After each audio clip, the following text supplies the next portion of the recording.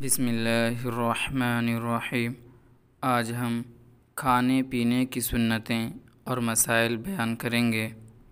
اگر بھوک کا اتنا غلبہ ہو، اتنی شدت سے بھوک لگی ہو کہ جانتا ہو کہ نہ کھانے سے مر جائے گا، تو اتنا کھا لینا جس سے جان بچ جائے فرض ہے، اور اس صورت میں اگر نہیں کھایا یہاں تک کہ مر گیا تو گنہگار ہوا۔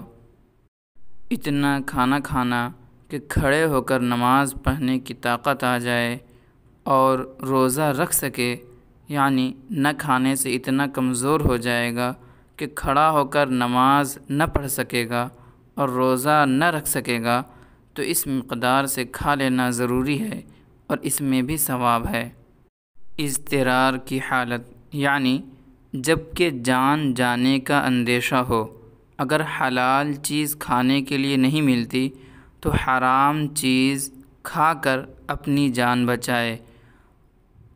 اسی طرح پیاس سے ہلاک ہونے کا اندیشہ ہو تو کسی چیز کو پی کر اپنے کو ہلاک ہونے سے بچانا فرض ہے۔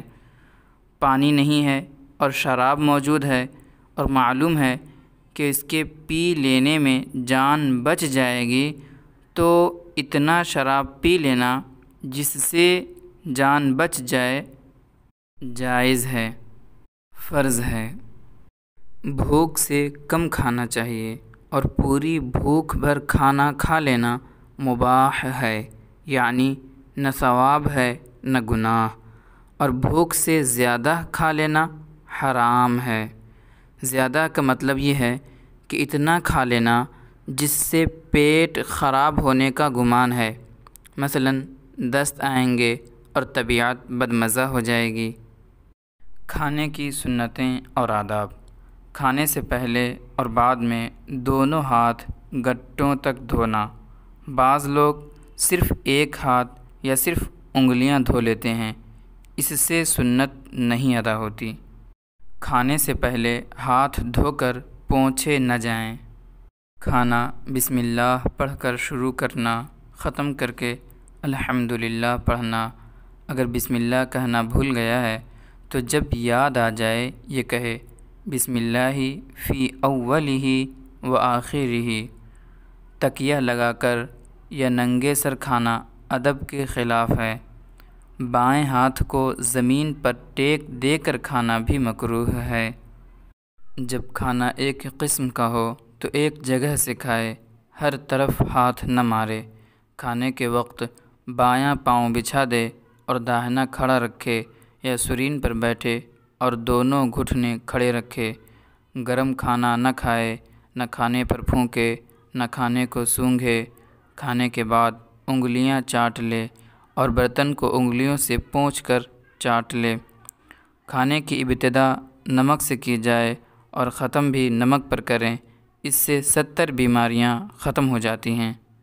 کھانا کھاتے وقت جب کسی کو بلایا جائے تو بسم اللہ کیجیے نہیں کہنا چاہیے، بلکہ یہ کہنا چاہیے اللہ تعالی برکت دے۔ پانی بسم اللہ کہہ کر داہنے ہاتھ سے 3 سانس میں پینا چاہیے۔ ہر مرتبہ برتن کو منہ سے ہٹا کر سانس لے۔ پہلی اور دوسری مرتبہ ایک ایک گھونٹ پینا چاہیے اور تیسری سانس میں جتنا چاہے پی ڈالے۔ اس طرح پینے سے پیاس بجھ جاتی ہے اور پانی کو چوس کر پینا چاہیے۔ غٹ غٹ بڑے بڑے گھونٹ نہیں پینا چاہیے۔ جب پی چکے تو الحمدللہ کہے۔ وضو کا پانی اور آب زمزم کو کھڑے ہو کر پیا جائے، باقی دوسرے پانی کو بیٹھ کر۔